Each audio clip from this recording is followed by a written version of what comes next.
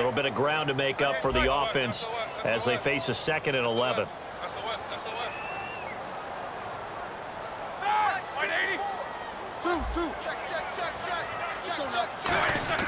Now Roethlisberger to throw on 2nd down. And a big loss here as he's taken down. Wesley Woodyard able to get in and run him down for a loss of 14. And he was plus 5 seconds there with a football. Is there a time that a quarterback has to get rid of it?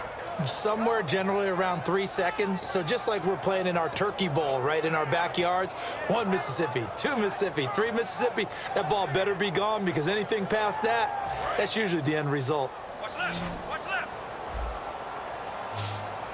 And it looks like we've got a dime set here defensively. 6 DBs in the game. He's going to float this one deep right side. And this is caught. A big play that time for Pittsburgh. 47 yards. Well, they just treated 3rd and long as simply an opportunity to make an even bigger play. Normally, you're just trying to pick up the 1st down and you know where the sticks are. They took this thing way downfield. Confidence in the receivers to go up and make a play, even with defenders around them.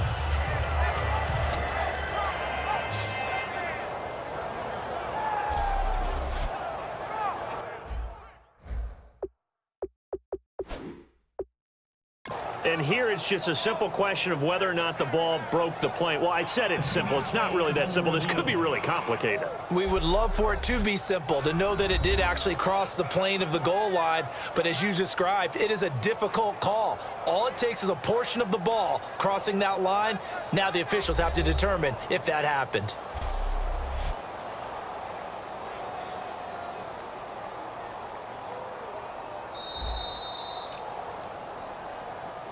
After review of the play, the ruling on the field stands. Well, he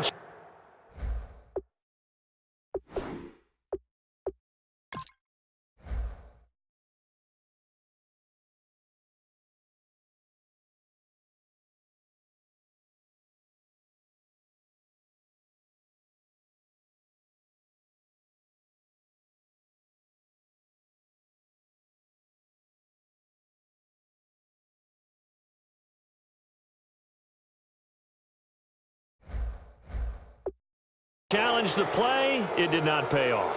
And that means he lost a timeout in that challenge. And as a coach, you hate that. Don't know if you took the advice of the player, you threw it yourself, but it didn't go your way. At the end of the day, it all comes back to the head coach. He has the final determination on whether to actually challenge the play or not. In this case, it didn't pay off for him. And that's got to be so heartbreaking. You throw that flag, you probably feel really confident, and then all of a sudden, boom, you lose the challenge. Yeah, when you take a look at it, you're throwing that flag because you believe you're going to be right. And when it comes back the other way, you have to regroup.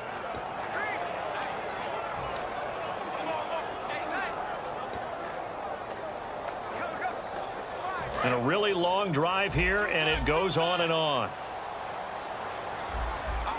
They come out with 1 back and 3 tight ends. They'll try and run it in with Bell. And he's in.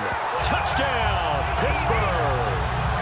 Le'Veon Bell, his 2nd touchdown of the afternoon.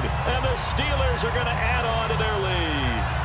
And he certainly played a pivotal role with those 2 TDs and why they're up on the scoreboard right now. Well, someone's all about winning, aren't they? Because he's not worried about the number. Sure, it's great to have 2 touchdowns.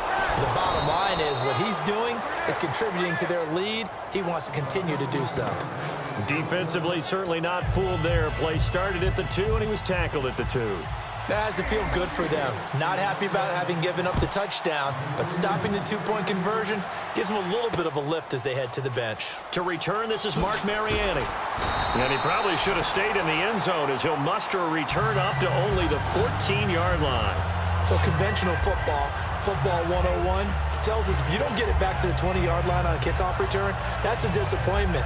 But some of these teams, special teams coaches, with approval by the head coach, they give them full authority to go ahead and bring it out and try to be aggressive. Almost what we call the green light, red light theory. Green light means go, red light means stop. Looks like he had green on that play. Into a double team, and it's intercepted. Picked off by Mike Mitchell. And his crew will take over with a football at the 35-yard line. Brandon, offensively, this has been a tough day for him. Trying to find a place to throw the football. It's been extremely difficult. I've got to give a lot of credit to the secondary, especially the corners who've had the receivers on lockdown. And Pittsburgh getting set to take the field. And that last drive, a long drive, but not just that. They had a great air attack going. Do they stick with that? I would think that they would, because if they were confident enough to do it on the last drive, starting backed up in their own territory, why would you change anything? They've got to be confident about what they're presenting and continue to do so. Yeah, because the secondary, they really look clueless. And that was amazing because that drive went and went, no adjustments, and no big plays by the defense to knock the ball away. A gain of 3, second down. Well, they held him to a short gain on that one, and it almost felt like on that first run, they were trying to just throw the jab at him. So how do you stop a jab? Get closer and smother it, just as they did on that last play.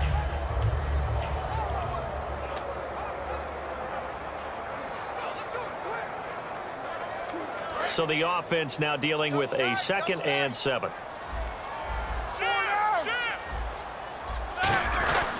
They'll go again with Bell. And he's going to fight his way forward here for a modest gain. 7 yards on the play, and that's going to make it 3rd down and less than a yard. So much of the game today, we're looking for hybrid players, guys who can do a combination of jobs. And anyone who plays a strong safety position, now more than ever, is a hybrid-type player. Half defensive back that covers passes and half linebacker that makes tackles. We just saw the linebacker make that play.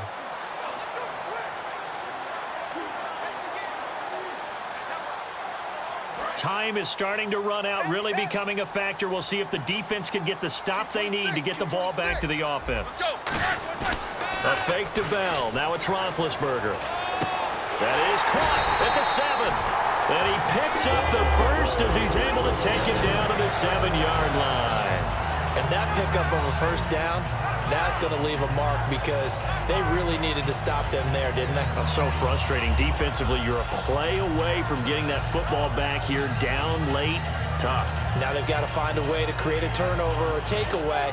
Otherwise, this one will probably get away from them. And the offense here just looking to stay in bounds, complete the short passes, and put this game on ice. Now Bell. So he got free of one tackle, but couldn't do a whole lot else. 5 yards, a good run there. Now 2nd and goal.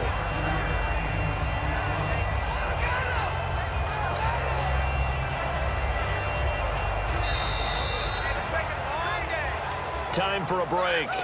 We'll come back for the electrifying conclusion after this.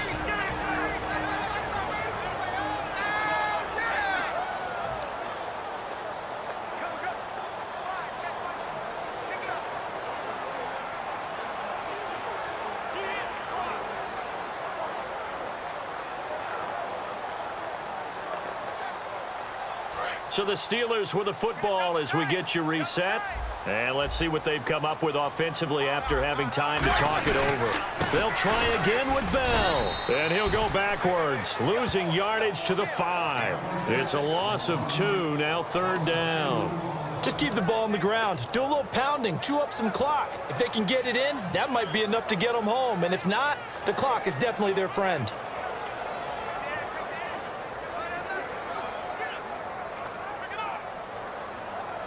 Now from back at the 5, this is 3rd and goal. They come up with one running back. That's Bell. He's going to get the football. No gain on the play that time, so a big stop, and it's going to leave him with a 4th and goal. But he was stopped on that play. We've had plenty of carries all afternoon. Every now and then the defense is going to win one, but I don't think they'll shy away from handing it to him the rest of the game.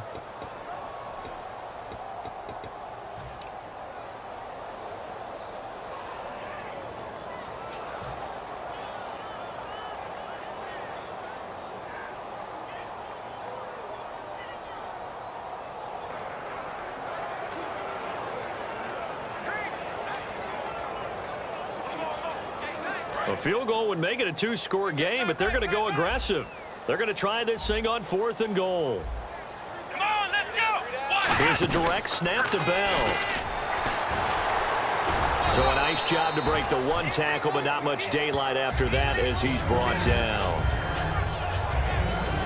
Gardner, when you see a running play stop short like that, you just know that the defensive front, they won the battle of leverage and created a push back into the opposing backfield. And for the offensive coordinator, whether you had 1 yard to go or 20 yards to go on fourth down, now you're probably saying, oh, maybe I should have passed it, right? Yeah, hindsight is always 20/20. Forced out to his left. He's going to keep it again. And he's able to get this across the 10 before being taken down. And quickly, they get to the line. He'll look to throw. Being chased out left. And he's going to get this one across the 30-yard line. Now, whistles come in. We're going to get a timeout here by the offense. It's just their first. They've got 2 more to use here in the final stages.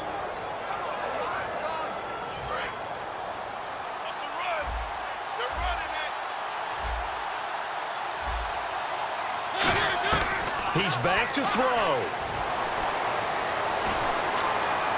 And this heads straight to the sideline. I don't think they're going to let him get away with that. Nope, they won't. Here comes the flag. Offense.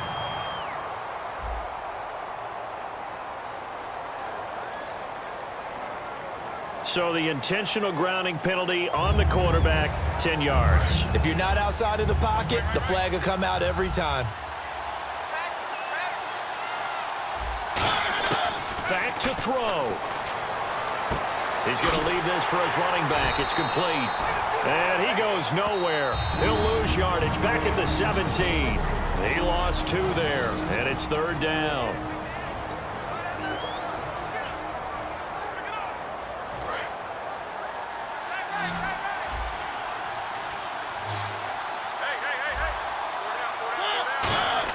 Back to throw. And he can't get a throw off. He's taken down. What a huge play at this point in the game.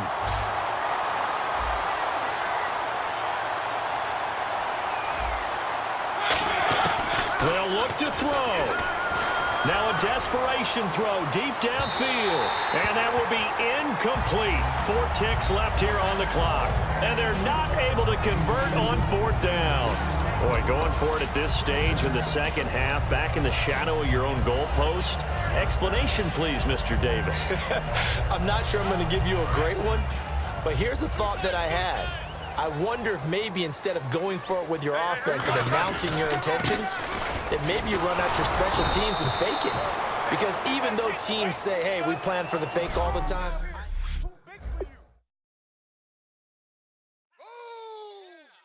Let's go, D. Let's go, D.